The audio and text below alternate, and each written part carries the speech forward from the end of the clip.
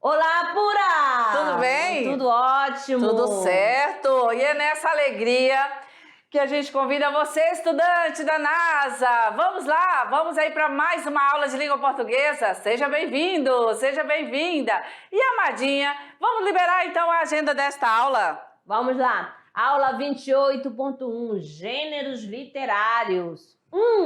O épico e o dramático. Ok, habilidade da aula. Perceber as peculiaridades estruturais e estilísticas de diferentes gêneros literários, né? Então, a habilidade já inicia, ok? Dizendo o seguinte, ao final desta aula, estudante, você vai ter condições de observar como esses gêneros, eles estão aí, como foram construídos, vai observar essa parte estilística, né? O estilo do autor dentro dessa produção. E não só da poesia, mas das diferentes produções aí literárias, que são os diferentes gêneros, ok? E aí também você vai perceber a questão da apreensão desse pessoal do cotidiano no gênero crônica, manifestação livre e subjetiva do eu lírico, diante do mundo, nos poemas, nas múltiplas perspectivas da vida humana e social dos romances, outro gênero aqui, viu? E a dimensão política e social de textos da literatura marginal e da periferia.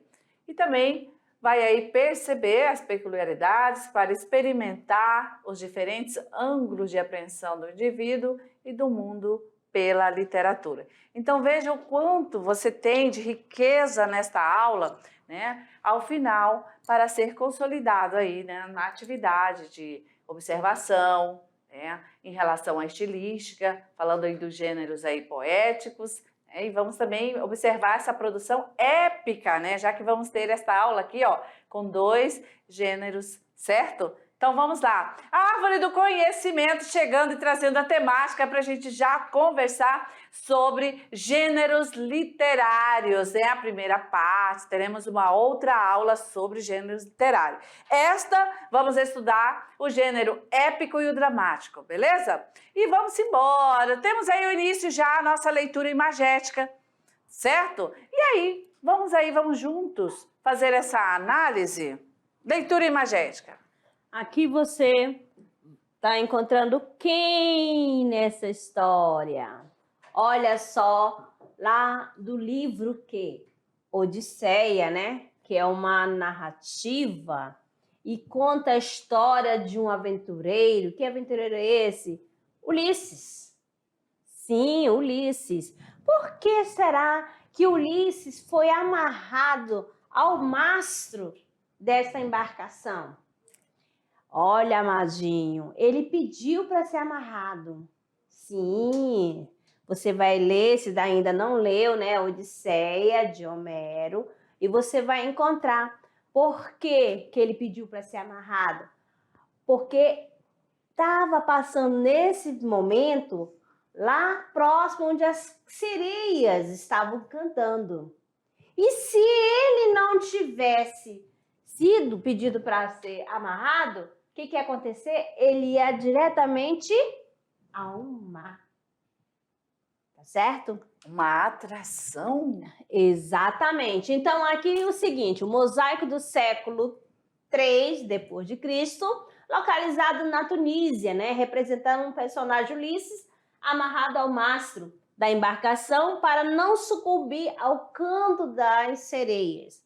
Esse episódio faz parte, olha só, da Odisseia, a epopeia atribuído a Homero.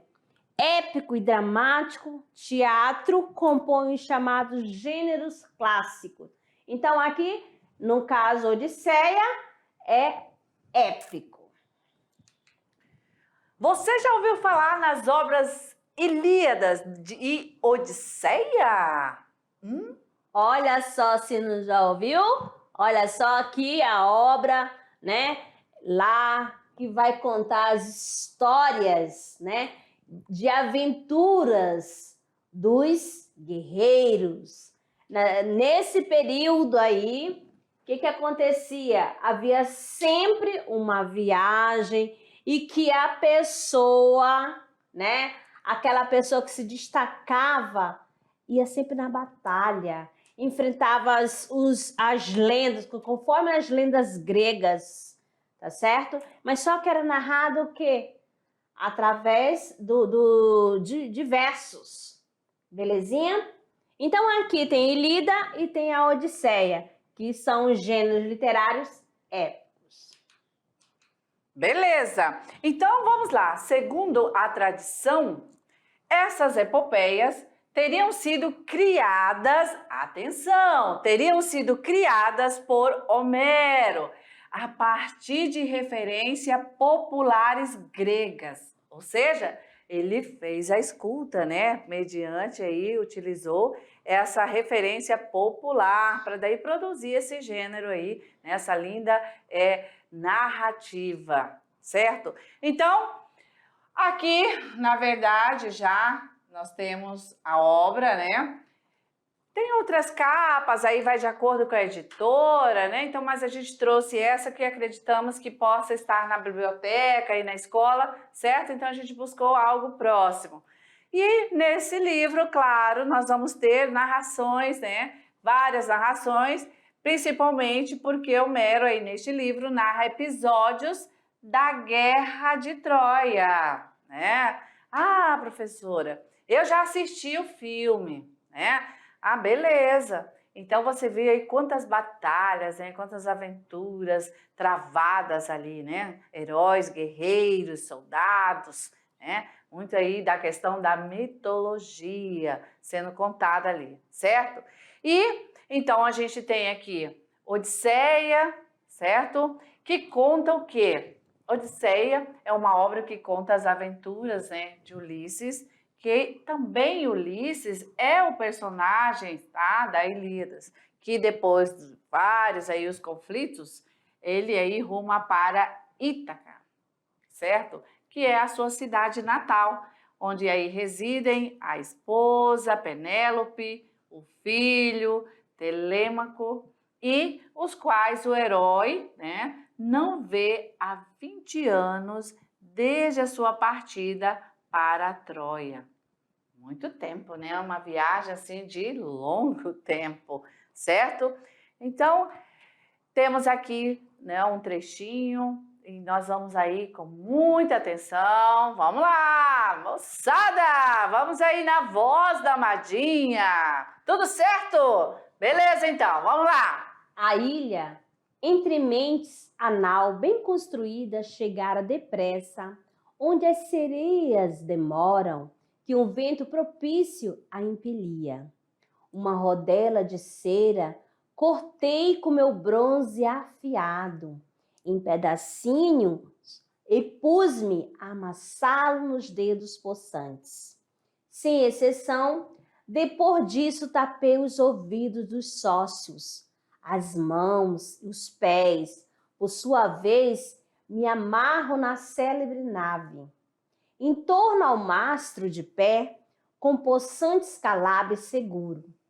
Sentam-se logo, batendo com o remo nas ondas grisalhas, mas, ao chegar à distância, somente de grito da praia, com toda a força a remar, não passou nosso barco ligeiro, despercebido as sereias, de perto, quintou-as sonoras. Vem para perto, famoso Odisseu, dos aquivos orgulhos, traz para cá teu navio, que possas o canto escutar-nos. Amadinho, esse trecho aqui é do jeito que as sereias cantavam. E aí dá ecoa, né? Veja só, nessa parte aqui onde elas aqui estão chamando, olha só, entre aspas, né? Ó, é a fala, né? Vem para perto, formoso Odisseu. Aí o vento. Os arquivos, orgulho, traz para cá teu navio, que possas o canto escutar-nos. Então ficava suando. E é tanto que o texto traz já bem antes, explicando, olha só, né? gritos da praia, com toda a força a remar, né? Olha aí. Então, essa narrativa, ela conta essas aventuras detalhadamente, bem descritiva, né? Todos os detalhes ali. Então, você teve curiosidade, vamos mais um pouquinho, e aí depois você pode, né, pela indicação, voltar no momento e fazer a leitura. Da obra completa. Isso, verdade. Dessa maneira cantava, belíssima, muito desejoso de as escutar. Fiz sinal com os olhos aos sócios que as cordas me relaxassem, mas eles remaram bem mais ardorosos. Alçam-se, então, Perimedes e Eurículo, e deitam-se logo novos calabres, e os laços e as voltas firmes apertam. Mas, quando essa ilha na viagem deixamos ficar bem distante, sem mais ouvirmos a voz das sereias e o canto mavioso, meus companheiros queridos tiraram depressa do ouvido a cera por mim posta e dos lados, por fim, me livraram. Ou seja, só amarrado para ele não, né, se dar aí por vencido pelo encantamento das sereias, né? Exatamente, era essa palavra, para não ficar encantado, porque se ele caísse ao mar, ele seria... Não dava para ninguém, não. E Ulisses ia tomar conta do pedaço. Ia ficar imortal, mas ele não queria, porque ele tinha o objetivo de chegar ainda à terra natal para encontrar a família. E o legal é que ele é consciente, né? Mostra claramente na narrativa que Ulisses ele tem a consciência de que seria o que, né? Fraquejado naquele momento, né? E aí ele pede perfeitamente, né? É uma narrativa encantadora, né? Mas aqui nós temos um vocabulário, certo? Algumas palavras para que você aí, após fazer uma leitura com mais calma, né? E quiser se aprofundar, certo? Dessa maneira você vai conseguir sim compreender a obra no seu tempo, certo? Eu sei que sempre tem alguns alunos curiosos, né, interessados e que gostam, né, de desvendar essa literatura. Beleza. Então, no texto nós temos aí, por exemplo, a palavra extremente. O que quer dizer esse termo? Enquanto isso, nau, embarcação, impelia, empurrava, célebre nave, rápida nau, calabres, cordas grossas, Odisseu, o grego, Ulisses, Aquivos, grego da Tessália ou do Peloponeso, alçam-se, levantam-se, e mavioso, melodioso, que é a música, a melodia que ela cantava. Ok, tá? Qualquer leitura, leve junto o seu dicionário, certo? Exatamente. Olha aqui mais outra, né, imagem, né, dessa passagem que a gente acabou de ler, né? Aqui Ulisses, né, amarrado ao mastro. E as sereias, amadinho aqui ao lado, cantando. Cada um fez uma interpretação, né, na pintura diferente. Aí são as sereias cantando. E olha só a resistência, né? E aqui o nosso texto apresentando as personagens. E os aí, sócios remando, né? Os parceiros. Fortemente, né? E aqui a gente consegue ver os detalhes descritivos dos personagens, né? Vejam que quando ele lá no trecho, na leitura, ele fala tudo que você consegue ver aqui na imagem. Se você colocar aí esses dois textos, né? O imagético com o texto ali verbal, que é o trechinho da narrativa, tenho certeza que você vai assimilar melhor e vai compreender. Então, a gente vê que as águas, né, por onde o barco está passando, ó, vai abrindo conforme as remadas, né? Aí os remadores... os sócios. Os sócios, né, isso, obrigada. Forte. Como que a gente sabe? Olha só os músculos bem definidos, desenhados ali certinho, para que a gente consiga fazer a leitura de que realmente são fortes, né? Porque lá diz assim, e eu pedia para que remassem, né, fortemente e rápido. E né? que me amarrasse forte para eu não conseguisse sair, tão né, forte que, coitado do bichinho, né? O buchinho dele ficou estufado, né? Mas tudo bem. Vamos lá. A teoria clássica dos gregos. Bom, a gente já iniciou, né, dos gêneros. A gente já iniciou com a leitura, já a produção literária, né? Certo? Da narrativa, a história, né? Contando aí a história dessa viagem e Ulisses, o grande personagem ali, tá certo?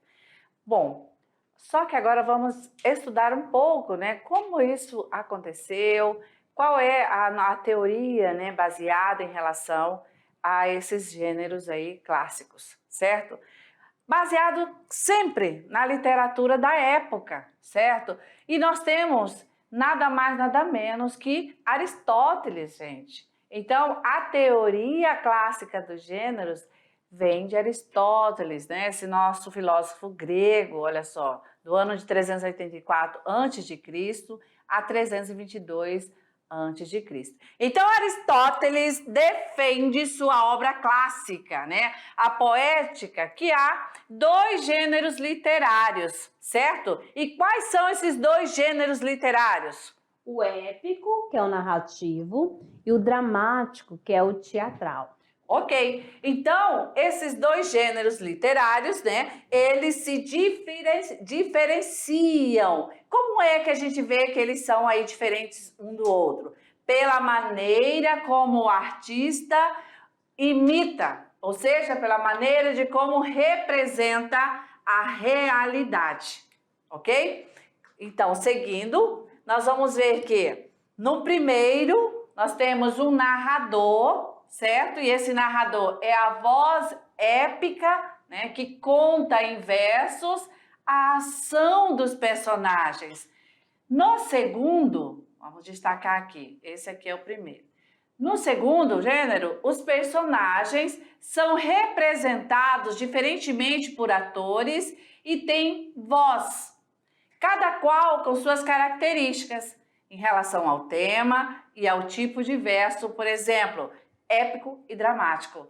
Não se misturam, certo? Então, essa teoria clássica dos gêneros, diferentemente do que ocorre hoje, estabelecida para os artistas e criadores normas rígidas que não podiam ser rompidas, certo? Então, vem daí. Se hoje você aí começou já a sua leitura, né, do Alto da Barca do Inferno, essa obra brilhante de Gil Vicente, se você agora tem em mãos essa leitura, essa literatura, baseada nessa teoria, a gente pode colocar aqui como esse texto dramático, a dramaturgia, né? Essa parte literária em que aqueles personagens lá, nós temos as barcas, né? As duas barcas, e aí nós temos ali todo um texto possível, né, para o quê? Ser encenado, dramatizado. E aqui a gente agora está contextualizando, pontuando que vem desta teoria, certo? Muito bem, para linkar. E lembrando a você, alunos, que foi Aristóteles, né, que teve aquela preocupação de separar o gênero literário. E hoje nós entendemos realmente que não tem como dizer que o gênero, o épico é igual ao dramático, né? Não, porque o épico você vai ver que é uma narrativa, vai ter a presença de quem? Do narrador, porque vai ter que ter a voz do narrador. Ele que vai contar a história, tá certo? Mas se a história é contada em versos, por isso que é a questão da epopeia, narrativa em versos. Ok, do dramático nós vamos ver a diálogo ali, exatamente, né? Que não vai ser preciso a presença do narrador, tá certo? Vamos lá. Vamos lá, bom, continuando. E aí eu pergunto para você, você conhece a lenda do cavalo de Troia? Você sabe o que significa a expressão calcanhar de Aquiles? Eu tenho certeza, né, que você já ouviu. Mas não sabe? Tenha calma. Já havia ouvido, antes desta aula, a narrativa de que Ulisses pede que o amarrem ao mastro de um barco para ouvir em segurança O Canto da Sereia, o mais belo, a que um mortal poderia ter acesso? A sua resposta foi não para as 3 indagações? Tá bom, então calma, respira, né? Que você, isso daí já vai servir como uma atividade, uma pesquisa. O que foi? Vai lembrar da aula do Beto e do Louro, né? Sim, filosofia exatamente, também, sociologia. Sobre a questão do cavalo de Troia. Calcanhar de Aquiles. Aí ele vai Quem já lembrar do assistiu presente, o presente de grego, vai tudo relacionado. Mas vamos parar por aqui, né? Para dar chance para ele pesquisar. Tá certo, muito bem. Bom, vamos lá. As histórias ligadas a essas perguntas são muito antigas, mas permanecem em nossa memória graças ao conhecimento que temos das epopeias greco-latinas, ok? Então, poemas épicos que misturam aí elementos históricos a mitos e lendas, né? Epopeias, narrativas envolvendo mitos e lendas, certo? Beleza. Bom, agora chegando o gênero épico, né? É uma narrativa, assim, grandiosa. Por quê? Primeiro, como gênero épico, nós vamos aqui falar da epopeia, tá? A epopeia nada mais é que uma poesia de fôlego. É a narração em versos de um fato grandioso e maravilhoso, essas duas características, certo? E aí esse fato interessa a toda uma coletividade. É uma poesia objetiva, impessoal, baseada sempre na história de um povo, certo? Então aí as características do gênero épico, certo? Na epopeia. Os modelos mais conhecidos desse gênero literário são, vamos lá, Ilíada e Odisseia, né? São duas epopeias escritas pelo famoso escritor e poeta grego Homero. Ok. A Ilíada é um poema épico composto de 24 cantos escritos em versos, cujo tema é um episódio da Guerra de Troia. Olha que legal, né? Eu sei que aí na cabecinha de vocês está só vindo o filme que vocês assistiram, né? Lembrando que no livro, né, a narrativa, ela vem de uma maneira e quando uma obra ela passa, né, para ser aí um filme, ela sofre algumas adaptações, né? Muitas vezes o que você leu lá no livro vai estar, você diz, eu não vi no filme. Que daí o filme segue também uma característica, precisa estar enquadrada direitinho ali, tá? Mas a essência, né, ali do tema vai estar assim presente, certo? Ok. E a Odisseia?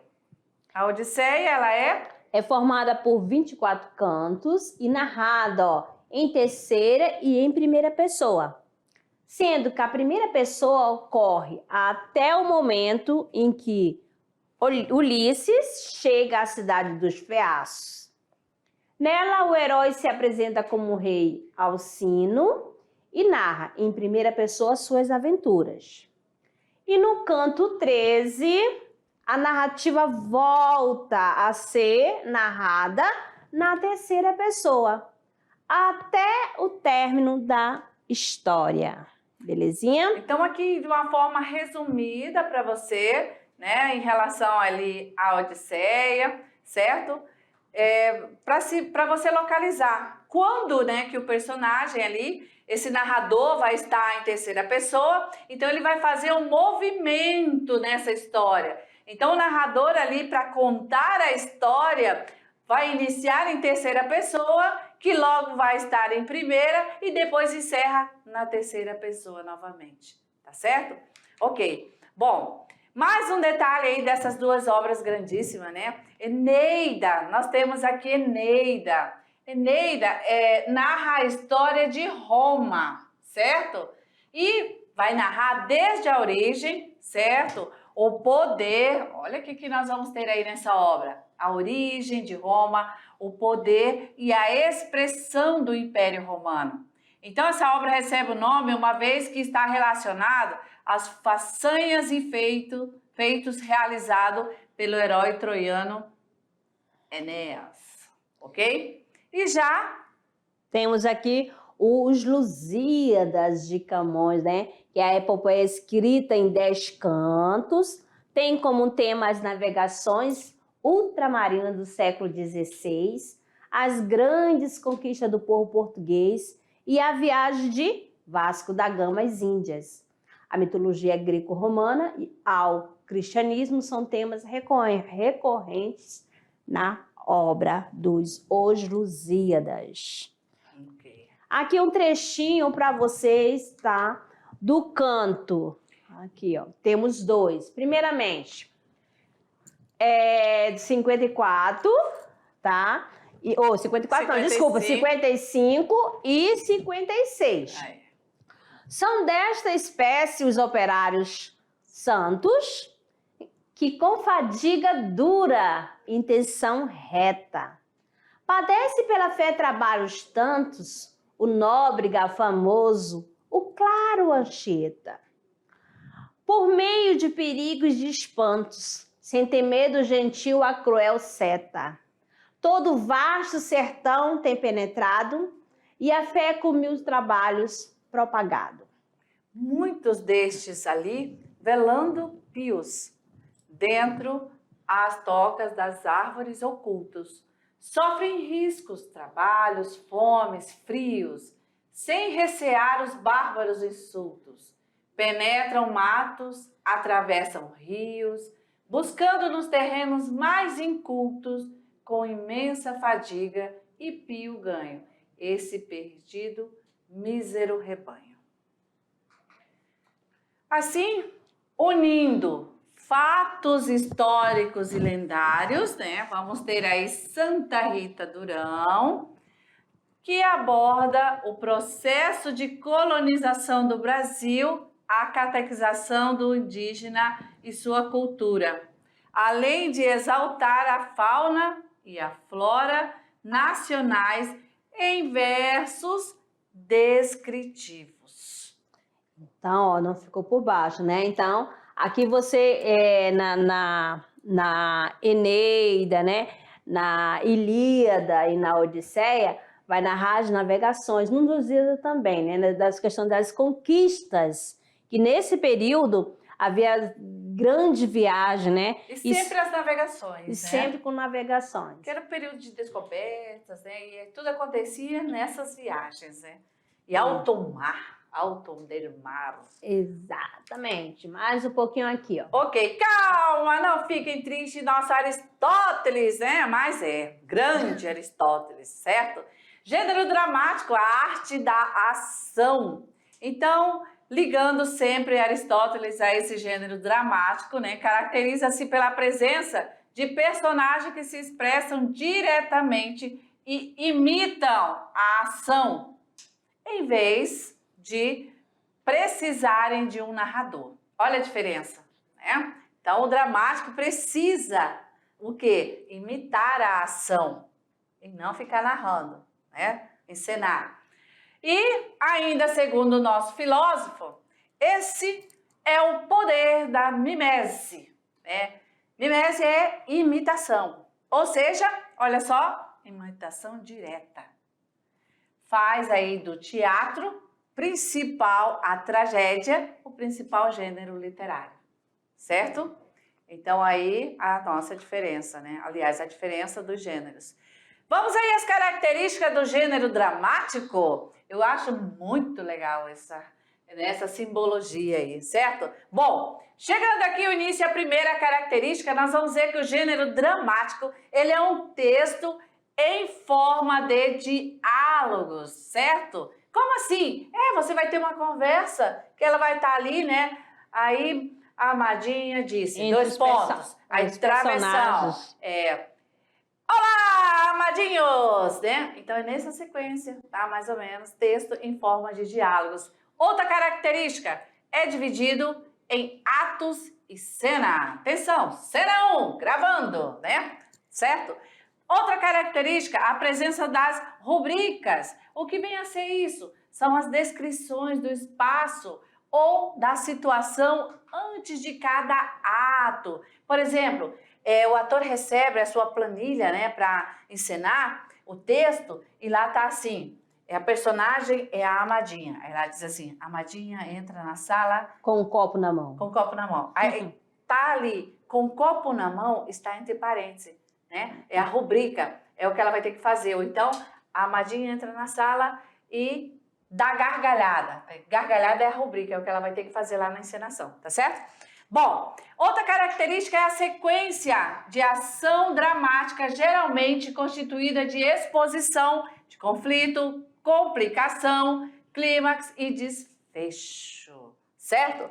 Então, falando agora da tragédia, certo? Que vai tratar de destino, de purificação. Bem, é um texto teatral, a tragédia é um texto teatral que representa uma ação humana dolorosa, determinada por um destino, né? O fatum, vem lá do grego, que conduz um herói de condição elevada. Na época ali, né, a história ali, a dramatização, seria essa pessoa elevada, um rei, um príncipe, um herói mitológico, certo? Sempre de grau ali elevado. Que aí, no caso, né, é contra a sua vontade, a infelicidade ou a morte.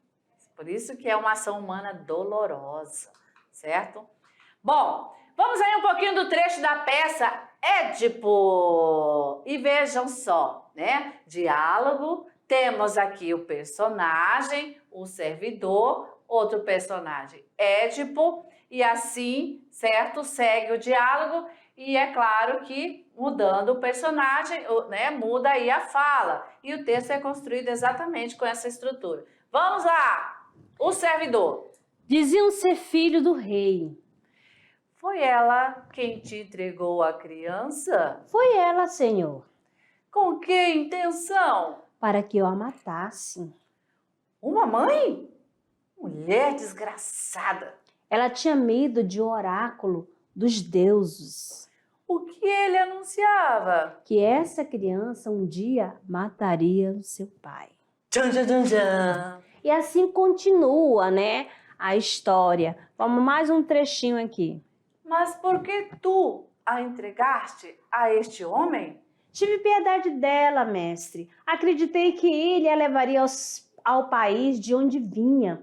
Ele te salvou a vida, mas para os piores males. Se és realmente aquele de quem ele fala, saibas que nasceste marcado pela infelicidade. Oh, ai de mim!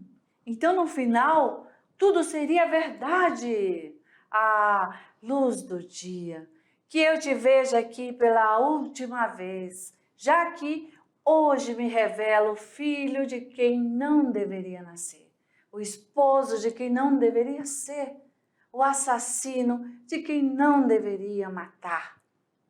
Tchan, tchan, tchan, aplausos. Deixa Cristina. Tá. Bom, comédia. A comédia, né? Claro, olha só, a comédia é felicidade. Rir de nós mesmos. Então, segundo Aristóteles, a comédia deveria relatar a vida cotidiana de gente comum e não de pessoas advindas de classes elevadas. Em sua poética, ele explica também que a comédia deveria imitar os piores homens, tratar de assuntos inferiores e manter a sua força cômica pela deformidade dos personagens. O que vem a ser essa deformidade, defeito ou feiura? Pela linguagem, ou seja, através das brincadeiras com os nomes, associações engraçadas, né? E aí nós temos o santo e a porca, nada mais nada menos de nosso grandioso Ariano Suassuna. E aí vamos a um pouquinho dessa comédia. O pano abre na casa de Eurico Árabe, mais conhecido como Euricão engole cobra. Olha só, mostrando aqui para vocês essa parte aí que inicia, né? é a rubrica, o pano abre, entendeu? Vou colocar aqui entre chaves. Exatamente, para ele saber. Então, vamos lá. Quem vai ser o Euricão? Quem vai ser a Caroba? E foi então que o patrão dele disse: Peão, você sele o cavalo e vá na minha frente procurar Euricão. Euricão? Não. Meu nome é Eurico. Sim, é isso mesmo, seu Eudoro Vicente disse. Peão, você sele o cavalo e vai na minha frente procurar Euriques. Eurico? Vá procurar Euríquio. Chame Euricão mesmo. Vá procurar Euricão, engole cobra. Engole cobra é a mãe. Não lhe dei licença para me chamar de engole cobra, não. Só de Euricão. Então aqui, ó, você percebeu essa questão do diálogo e da comédia. E é muito legal, né? Porque daí dá esse tom bacana, certo? Agora, o teatro medieval. Voltando lá no túnel do tempo. O teatro medieval, ele vem aí com os alto, né? Com o alto, que aí estamos já conversando com o clube de leitura, certo? O alto nada mais é do que uma peça breve de cunho religioso, né? E moralizante. Tem como características essas aí, certo? Um cunho religioso e moralizante. E vão remeter à forte influência da Igreja Católica, certo? Exatamente por estarmos aí tratando da época medieval. Naquele momento, a história, né? A gente sabe, naquele período ali, tudo em torno, né? Aí, de Deus. Em geral, as personagens aí dos autos não representam indivíduos, mas sim ideias abstratas, como, por exemplo, o pecado, a hipocrisia e a piedade, certo? A farsa. A farsa também é uma peça breve, porém tem um cunho profano. Geralmente tem poucas personagens e explora de modo caricato, né? E assim como ridicularizar as situações do cotidiano, beleza? Ok. Olha só, fizemos aí, né, uma abordagem, estudamos hoje aí esses dois gêneros tranquilo. Vimos que o nosso grande Aristóteles, né, é a nossa base teórica, ok? Tranquilo, então? Muito bem. Vamos então agora sair da teoria e vamos lá para a prática? Chegou a hora do Trabalhando Gênero.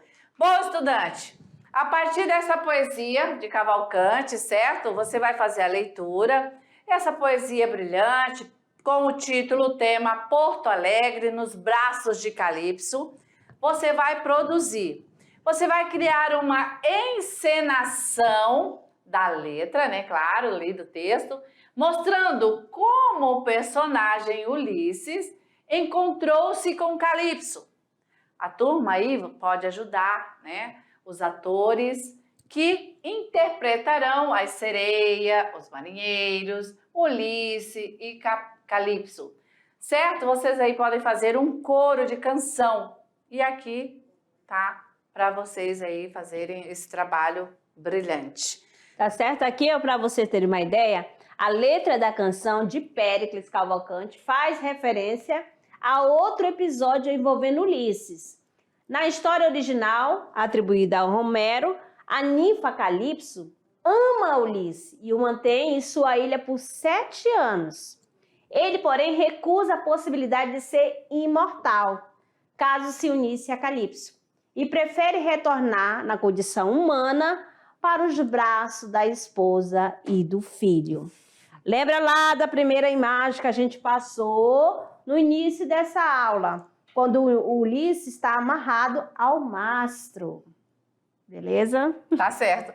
Então, assim, nós estamos encerrando mais essa aula e, claro, caprichei do seu trabalho. Terminou, coloca onde, Amandinha? Lá no portfólio. Valeu, então? Lá. Até a próxima.